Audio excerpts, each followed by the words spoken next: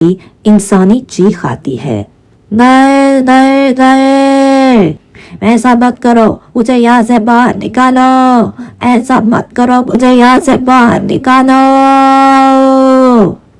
लेकिन वीर एक भी बात नहीं सुनता और वो गुफा का दरवाजा मजबूती से बंद करके वहां से हमेशा के लिए चला जाता है।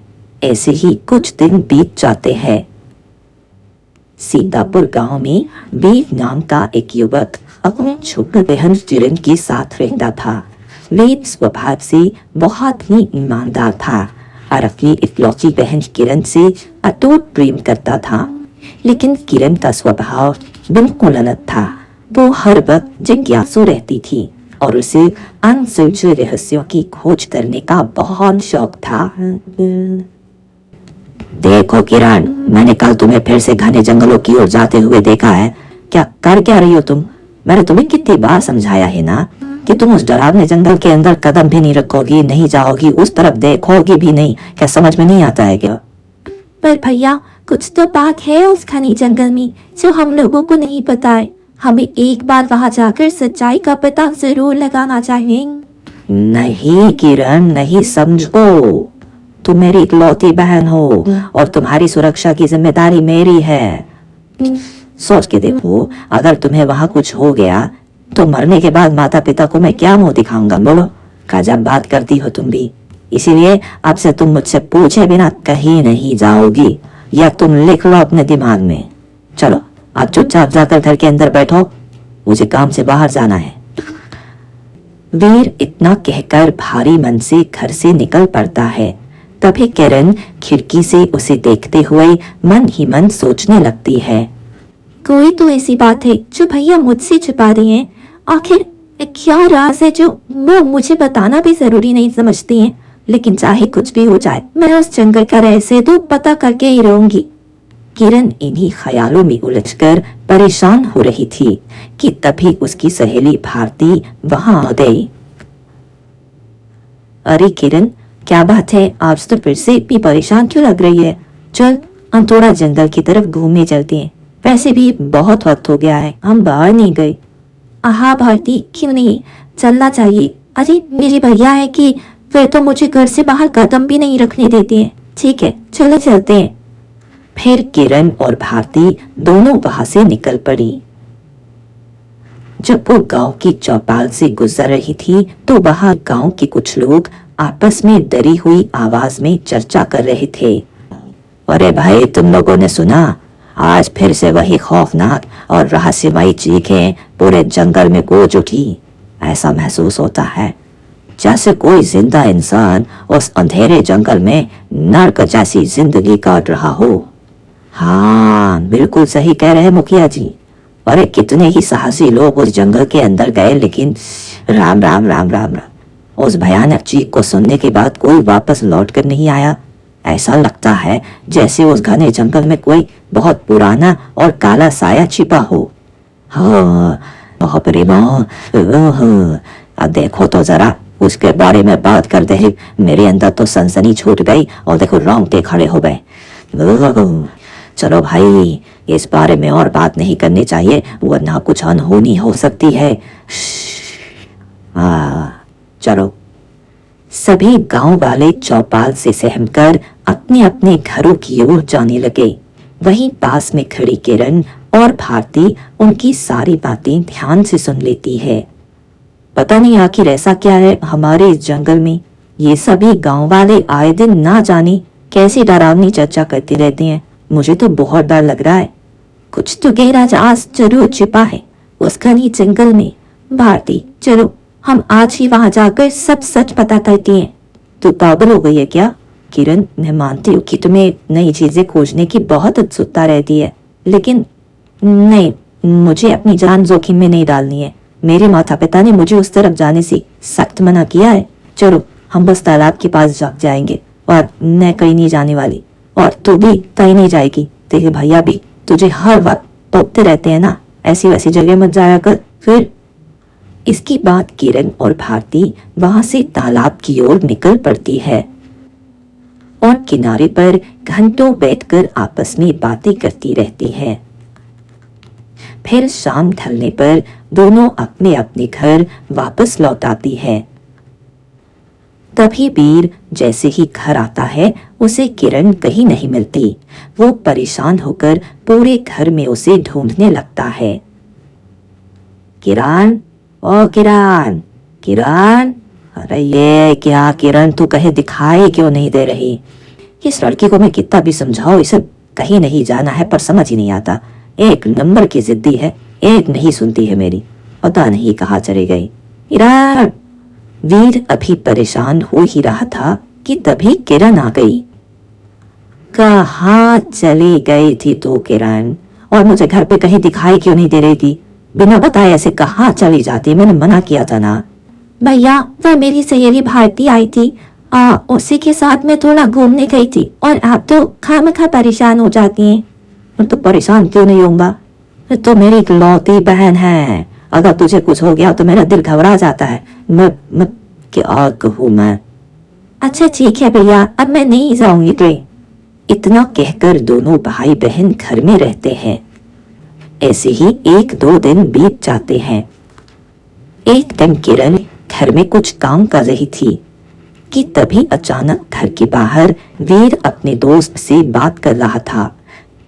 तभी किरण उनकी आवाज सुन लेती है। अजी, इतनी सुबह सुबह भैया किससे बात कर रही हैं? चलो चलकर चुपके से सुनती हूँ। फिर किरण दरवाजे के पास आकर छुपकर उनकी बातें सुनने लगी। तभी बाहर वीर निहार से कहता है, क्या कहूँ, उस घटना के बारे में सुनकर तो मेरा मन आज भी कांप उठता है। उस गुफा में जो आधा इंसान और आधा भेड़िया बनकर कैद है। हमें ध्यान रखना होगा कि कोई भी उस गुफा की तरफ ना जाए। बिल्कुल, मैंने पूरी कोशिश की है कि वहां कोई ना जा सके। चलो अब मैं चलता हूँ, मुझे देर हो रही है। ठीक है। दोस्त वहां से चला जाता है और वो सारी बातें किरण सुन लेती है।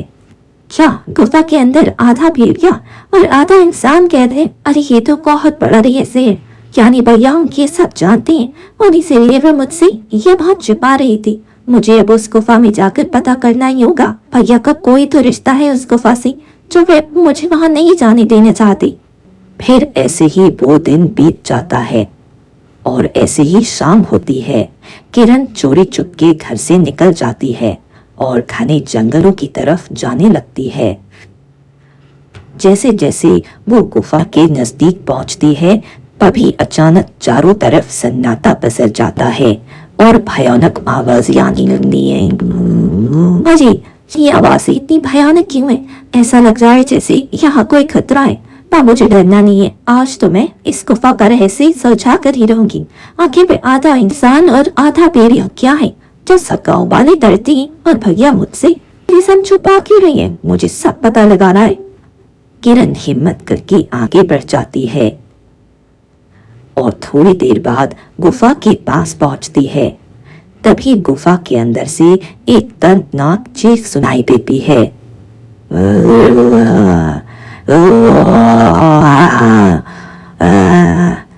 नहीं नहीं नहीं नहीं नहीं, ये तुमने ठीक नहीं किया। अब मैं किसी को जिंदा नहीं छोड़ूंगा। ये डरावनी आवाज सुनते ही किरण के होश उड़ जाते हैं। किरण डरी हुई है पर वो खुद को संभालती है और गुफा की तरफ कदम बढ़ाती है। गुफा के अंदर तो कोई जिंदा इंसान है जैसे किसी ने कैद किया है। मुझे इस गुफा के अंदर जाना ही चाहिए। फिर किरण उस अंधेरी गुफा के अंदर प्रवेश करती है। जैसे ही वो अंदर जाती है उसे अचानक किसी के कदमों की आहट सुनाई देती है। ये क्यों? इस गुफा के अंदर कौन आ रहा है? मुझे बहुत डर लग रहा है। मैं क्या करूं? लेकिन मैं अब पीछे नहीं हट सकती। मुझे सच पता करना ही होगा। किरण जैसे ही हिम्मत जुटाकर आगे बढ़ती है तभी एक विशाल भेड़िया उसके सामने आकर खड़ा हो जाता है। अरे ये कब पूरा भेड़िया है और ये मेरी तरफ आ रहा है। कहीं ये मुझे जान से न मार दे। किरण डर की मारे अपनी दोनों आंखें बंद कर लेती है, लेकिन थोड़ी देर बाद जब वो अपनी आंखें खोलती है तो देखती है कि भेड़िया उस पर हमला करने के बजाय पीछे हटने लगा है। ये कोई सामान्य जानवर नहीं है, जरूर इसके पीछे कोई बड़ा रहस्य है। किरण अभी ये कह ही रही होती है कि तभी वहां अचानक वीर आ जाता है। ये क्या है किरण? मैंने तुमको मना किया था ना यहाँ आने से, फिर भी तुमने मेरी बात क्यों नहीं मानी? तुम यहाँ पे क्यों आई हो बताओ? देखो भैया, मैं समझ गई हूँ कि आप मुझसे कब छुपा रहे हो और ये भेड़िया मुझ पर हमला क्यों नहीं कर रहा है। ऐसा लग रहा है जैसे ये कोई साधारण भेड़िया नहीं है। आखिर क्या बात है इस भेड़िए के बारे में? आप निहार से क्या बात कर रही थी? ऐसा क्या रहस्य है जो आप और निहार मेका गाँव वाले से छुपा रही है? ओ, मैं क्या करूँ तुम्हारा क्या करूँ? तुम इतनी ज्यादा जिद्दी क्यों हो? पता नहीं क्या कहें तुमको। अब तुम बिना सच जाने तो मानोगे नहीं। सुनो, ये भेड़िया असल में कोई और नहीं बल्कि एक इंसान है। जो एक इंसान? हाँ, ये उस समय की बात है जब मैं और मेरा दोस्त निहार घने जंगलों में रहस्य की तलाश करने जा रहे थे। सुबह का वक्त था। घने जंगलों के बीच वीर और निहार दोनों आगे बढ़ रहे होते हैं। तभी निहार रुककर चारों तरफ देखता है। हाँ, देखो वीर, मुझे कुछ ठीक नहीं लग रहा है। मतलब कहीं हम कुछ गलत तो नहीं कर रहे ना? अरे देखो निहार, अब हमारी गरीबी हमारा और इम्तिहान नहीं ले सकती है। और तुम तो जानते हो मेरी एक छोटी बहन है और माता पिता भी है नहीं। घर की पूरी जिम्मेदारी मेरे ऊपर है। बहन की शादी करनी है और तुम्हारे पिताजी भी तो बहुत बीमार हैं। तुम्हें भी पैसों की सख्त जरूरत है। कुल मिलाकर हम दोनों धन के बिना एक दिन भी जिंदा नहीं रह सकते हैं, क्योंकि हमारे घर की स्थिति दिन प्रतिदिन और खराब होती जा रही है। आप बताओ, अब इसमें क्या गलत और क्या सही? बताओ, बोलो। इसीलिए तो लगता है कि हमें गुफा में जाकर वो धन हासिल करना ही होगा, ताकि हम दोनों के परिवार का ये गरीबी वाले दुख भरे दिन खत्म हो जाए। हाँ। दोनों जैसे तैसे करके उस गुफा के अंदर पहुंच जाते हैं। वहां गुफा के अंदर पहुंचते ही चारों तरफ एक अजीब सी रोशनी फैली होती है। अरे, ये रोशनी कैसी है? लगता है अंदर ही वो खजाना है जिसके बारे में उस व्यक्ति ने बताया था। आ जाओ, चलो। दोनों आगे बढ़ते हैं कि तभी उन्हें एक कोहिनूर का पत्थर दिखता है जो बहुत ही चमक रहा था और उसके अंदर से एक अजीब सी शक्ति महसूस हो रही थी। अरे, ये तो कोहिनूर का पत्थर है वीर, जो कि दुनिया में सबसे बेशकीमती होता है। चलो हम इसे जल्दी से ले लेते हैं। इसके बाद हमारी सारी गरीबी दूर हो जाएगी। आ जाओ। निहार, मेरी बात सुनो। ये गुफा मुझे कोई साधारण गुफा नहीं लग रही है। अगर हमने कोहिनूर का पत्थर लिया तो कहीं हम किसी मुसीबत में ना फंस जाए। मुझे कुछ अरे यार, मुझे कुछ एक तो अभी तुम ही कह रहे थे गरीबी। हम इतनी गरीबी में जी रहे हैं, जीना मुश्किल है, और कितनी हिम्मत करके हम यहाँ तक आए हैं। तो ये कोहिनूर का पत्थर हमें लेना ही चाहिए। क्या बात करते हो? चलो आओ, उठाते इसे, आ जाओ। फिर निहार जैसे ही उस पत्थर को उठाने की कोशिश करता है कि तभी अचानक उसका शरीर बदलने लगता है। ये क्या? मेरा शरीर क्यों बदल रहा है? मेरा शरीर तभी पीछे से चांदनी भागते हुए आती है। वेश, ये तुमने क्या किया? मैंने तुम्हें कितनी बार मना किया था कि तुम्हें इस गुफा में नहीं आना चाहिए। ये देखो, मेरे दोस्त निहार का शरीर क्यों बदल रहा है? इसने तो बस वो पत्थर छुआ था। हाँ, इसी डर से तो कोई भी यहाँ नहीं आता है, और तुम दोनों ने वही गलती कर दी। वीर चांद ने मुझे बचा लो। मैं मरना नहीं चाहता। मेरे बूढ़े माँ बाप का क्या होगा? मुझे ठीक कर दो। मेरा शरीर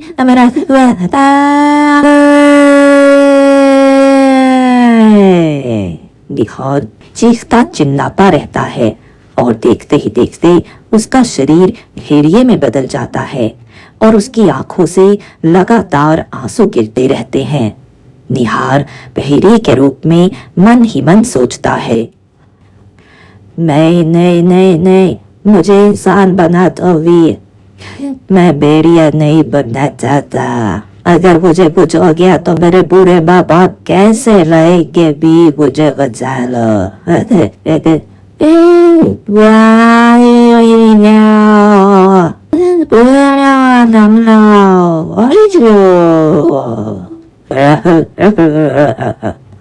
निहार मन में चीखता चिल्लाता रहता है और उसकी आंखों से लगातार आंसू गिरते रहते हैं।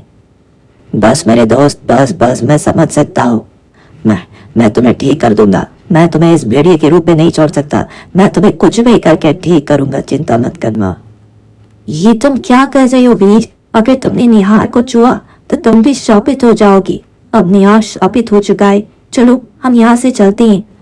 अरे पर मैं अपने दोस्त को ऐसी मुसीबत में छोड़कर नहीं जा सकता हूँ चांदनी। देख नहीं रही हो बेचारा कैसे रो रहा है। देखो ये श्रापित हो चुका है। अगर तुम ज्यादा देर तक रुकी तो तुम भी नहीं बचोगी और तुम्हारी एक जवान बहन है। अगर तुम्हें कुछ हो गया तो वह जमींदार तुम्हारी बहन को नहीं छोड़ेगा। तुम अपनी बहन के बारे में सोचो। यहीं छोड़ो इसे और यहाँ से चलो। मैं इसे कैसे मार सकता हूँ? क्या बात करती हो? अगर गांव वालों को पता चला कि तुम दोनों यहाँ आई थी तो वे वैसे भी तुम्हें जिंदा नहीं छोड़ेंगे। नहीं नहीं नहीं, हम इसे मार तो नहीं सकते हैं, पर हाँ हम यहाँ इसे कैद जरूर कर सकते हैं। नहीं नहीं नहीं नहीं, ऐसा मत करो दोस्त, तुम मेरे साथ ऐसा नहीं कर सकते। मुझे यहाँ कैद मत करो, मुझे कैद मत करो। नहीं नहीं नहीं नहीं नहीं नहीं। ही किम्बीर चांदनी के साथ गुफा के बाहर आ जाता है और उस गुफा का द्वार पत्थर से बंद करके चला जाता है। भैया ये आपने क्या किया? वह आपका सबसे अच्छा दोस्त था और आपने उसे इस तरह यहाँ कैद कर दिया और सभी गांव वालों से ये सच्चाई छुपाते रहे। मुझे शर्म आती है कि आप मेरे पर यहाँ हैं। मुझे माफ कर दो किरण, मैं उस वक्त बहुत डर गया था। अगर तुम्हें कुछ हो जाता तो मैं क्या करता, इसलिए डर के मारे मैंने उसकी मदद नहीं की। तभी अचानक गुफा के अंदर उस भेड़िए का रूप भयानक तरीके से बदलने लगता है।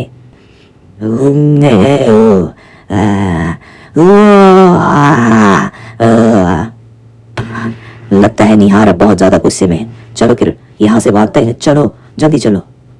बीन जल्दी से किरण का हाथ पकड़ लेता है और गुफा से बाहर निकल आता है और दोनों तेजी से भागने लगते हैं और वो भेड़िया भी उनके पीछे भागने लगता है। भैया हमें सरे भाग क्यों रही है?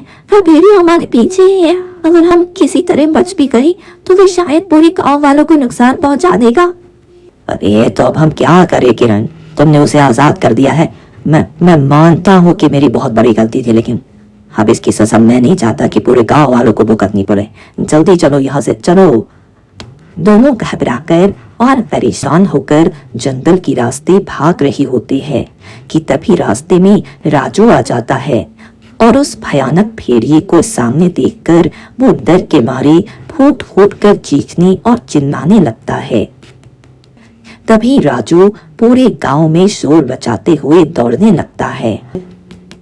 भागो, हमारे गांव में भेड़िया आ गया है, पता नहीं अब वो क्या करेगा। भागो, सब अपनी अपनी जान बचाकर भागो। राजू की आवाज सुनकर सभी गांव वाले खौफ में इधर उधर भागने लगे, लेकिन वो भेड़िया किसी को भी नुकसान नहीं पहुंचाता। तभी राजू उसे गौर से देखते हुए कहता है, अरे ये तो किसी को जान से नहीं मार रहा है, ये तो किसी दूसरी दिशा में ही जा रहा है। भैया देखो, मैं हमें कोई नुकसान नहीं पहुंचा रहा और वे तो अब किसी और दिशा में जा रहा है। पर ये कैसे हो सकता है? तभी वो भेड़िया दौड़ती हुई एक पुराने महल के सामने पहुंचता है और बाहर उठकर गुफा की ओर देखने लगता है। भैया मुझे तो पक्का यकीन है कि इस भेड़िए के अंदर निहार भाई अभी भी जिंदा है, हमें उन्हें बचाना ही होगा। ये तुम क्या कह रही हो किरण? वो निहार तुम्हें जान से मार सकता है, क्योंकि इतने वर्षों से भेड़िए के शरीर में रहने की वजह से वो पूरी तरह से एक जंगली जानवर बन गया है, समझो। नहीं भैया, मैं एक निर्दोष को इस तरह तड़पती हुई नहीं देख सकती। मुझे वहाँ जाना ही होगा और मुझे निहार भाई को ठीक करना है, चाहे इसके लिए मुझे कुछ भी कहना पड़े। अब अच्छा ठीक है, मुझे भी अपनी गलती का एहसास हो गया है। ठीक है, चलो चलो, हमें उस गुफा में वापस चलना चाहिए। चलो। लेकिन उससे पहले हमें एक बूढ़ी अम्मा के पास जाना होगा। ऐसी रहस्यमय घटनाओं में केवल वही हमें सही रास्ता दिखा सकती हैं। फिर दोनों भाई बहन वहां से निकल पड़ते हैं और जंगल की एक पुरानी झोपड़ी में रहने वाली बूढ़ी औरत के पास जाते हैं। आओ किरण बेटी, बहुत दिनों बाद तुम्हारा आना हुआ। अम्मा, मैं इतने दिनों से कोई रहस्यमय चीज नहीं खोज रही थी, लेकिन आज मुझे एक बहुत बड़ी और भयानक सच्चाई का पता चला है। ऐसा क्या चल गया पता तुम्हें? किरण बूढ़ी अम्मा को निहार और उस श्रापित गुफा की सारी बातें विस्तार से बताती है। अरे ये तो बहुत बुरा हुआ। अम्मा, मेरे भाई से बहुत बड़ी गलती हुई है, लेकिन अब मैं उस गलती को सुधारना चाहती हूँ। बताइए मुझे क्या करना होगा? मैं निहार भाई को वापस रख के उनकी असली इंसानी रूप में उन्हें ला कर ही रहूंगी। तब तो तुम्हें दोबारा उसी खौफनाक गुफा में जाना होगा और वहां मौजूद उस नीले पत्थर को फिर से छूना होगा जिसे छूकर निहार श्रापित हुआ था। तुम्हें उस पत्थर की शक्ति से निहार को वापस इंसान बनाना होगा, लेकिन ध्यान रहे इसमें तुम्हारी जान को भी खतरा हो सकता है, क्योंकि एक भेड़िए को फिर से इंसान बनाना कोई आसान कार्य नहीं है। ये बहुत ही कठिन और खतरनाक हो। मैं भी इसे यही समझा रहा हूँ अम्मा, लेकिन ये जिद बांध कर बैठी है कि इसे निहार को मुक्त करना है, मुक्त करना है, मुक्त करना है। क्या कहूँ मैं इसको? सब जिद्दी है ये। बीज, तुम अपनी बहन को जितना जानती हो उससे कहीं ज्यादा मैं इसे जानती हूँ। इसकी जन्म की वक्त इसकी ग्रह नक्षत्र कुछ ऐसी थी कि ये केवल पुण्य करने के लिए ही इस धरती पर आई है। ये हर एक संकट से खुद लड़ सकती है। जा बेटी, तुम्हारी यात्रा सफल हो और जिस नेक काम की तुम कामना कर रही हो भगवान उसे जरूर पूरा करेंगी। वीर और किरण बूढ़ी अम्मा का आशीर्वाद लेकर वहां से निकल पड़ते हैं और कई घंटों का लंबा सफर तय करने के बाद वापस उसी गुफा के पास पहुंचते हैं। तभी अचानक उन्हें किसी के कदमों की आहट सुनाई देती है। लगता है कोई और भी इस गुफा की तरफ आ रहा है। क्या? पर हमारे सिवा यहाँ कौन आ सकता है? और जैसे ही वो दोनों पीछे पलट कर देखते हैं तो वही भेड़िया बिल्कुल शांत होकर उनके पीछे पीछे उस गुफा तक पहुंचा था। वीर उस शांत भेड़िए की आंखों में देखते हुए भावुक हो जाता है। हाँ मेरे दोस्त, तुम आ गए। यानी कि तुम भी चाहते हो कि हम तुम्हें मुक्त करें? ठीक है, हम तुम्हें मुक्त कर देंगे, लेकिन हमें थोड़ा सा वक्त दो, बस थोड़ा सा वक्त। हाँ, हम तुम्हें आजाद करके रहेंगे। जो गलती हमारे भाई ने की थी वे अब हम नहीं दोहराएंगे।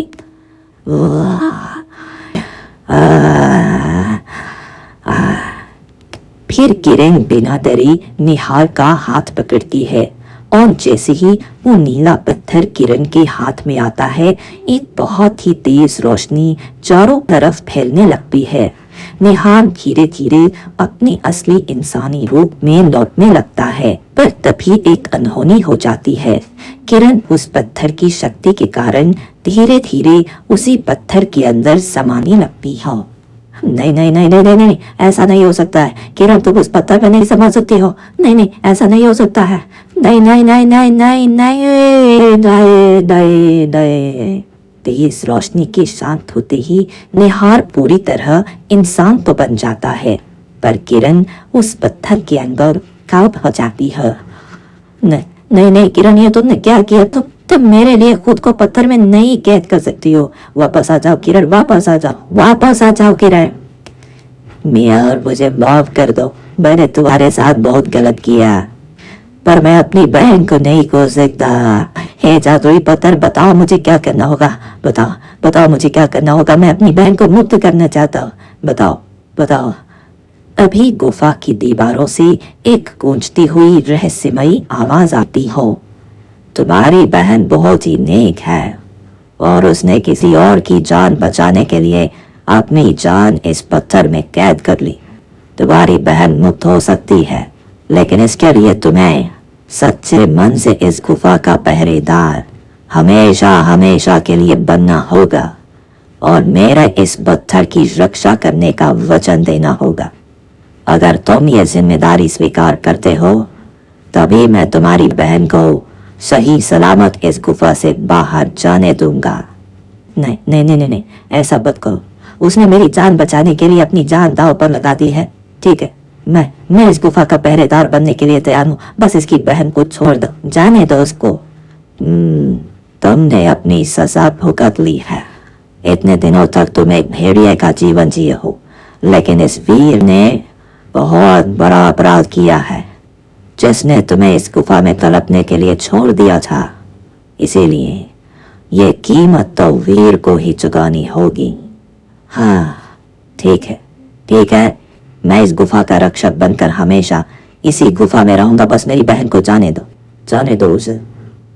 तभी एक बार फिर तेज रोशनी फैलती है और किरण उस नीले पत्थर से बाहर आ जाती है। अचानक वीर के साधारण कपड़े बदलकर इन रक्षक के वस्त्रों में बदल जाते हैं, जिसे देखते ही किरण डर जाती है।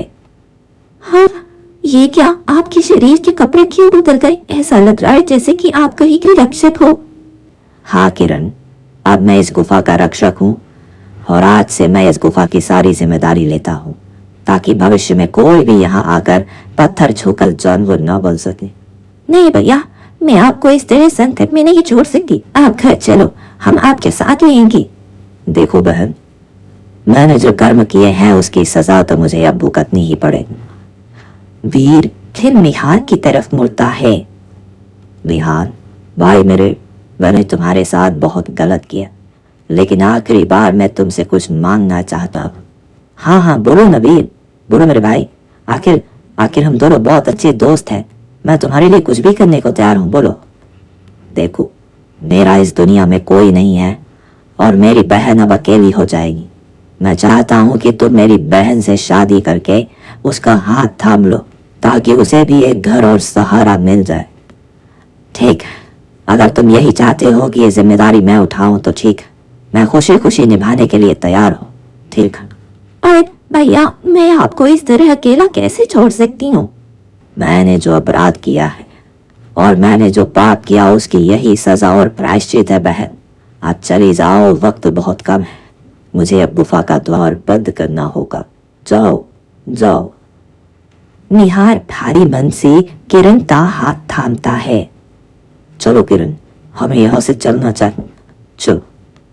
फिर निहार किरण का हाथ पकड़कर उसे गुफा से बाहर ले आता है और एक तेज रोशनी के साथ गुफा का द्वार हमेशा के लिए बंद हो जाता है। नहीं भैया, वापस आओ, मुझे आपके साथ रहना है। भैया दरवाजा खोलो। देखो किरण, तुम्हारे भैया अब इस गुफा के रक्षक बन चुके हैं, तो अब हमें चलना ही चाहिए और आज से ये पूरा गांव सुरक्षित है। चल। किरण फूट फूट कर रोती रहती है और निहार उसे संभालते हुए अपने साथ ले जाता है। बस बस बस बस बस बस, चल चल। फिर निहार किरण से विवाह करके उसके साथ अपना जीवन बिताता है